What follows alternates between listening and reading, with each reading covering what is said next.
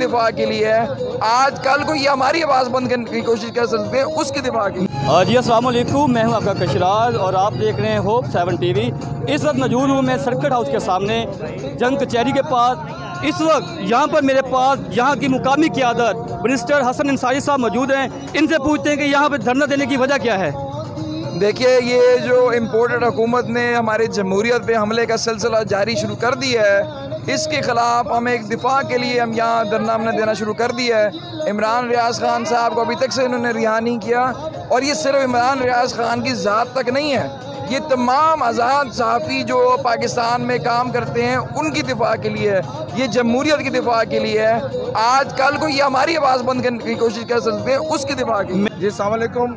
ये जो आज गुल्लू भट्ट हैं, नून लीग के गुल्लू भट्टों ने आज यहाँ पे बदमाशी की है और इमरान खान की तस्वीर उतार रही है इन्होंने।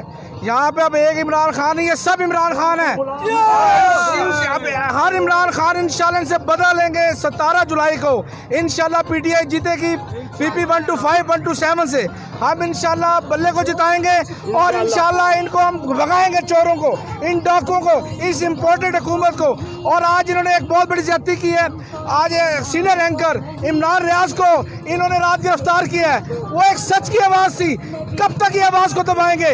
इंशाल्लाह इमरान खान रियाज जैसे बहुत सारे लोग पैदा होंगे और इस इम्पोर्टेड हुकूमत को भगा के दम लेंगे इंशाल्लाह। जी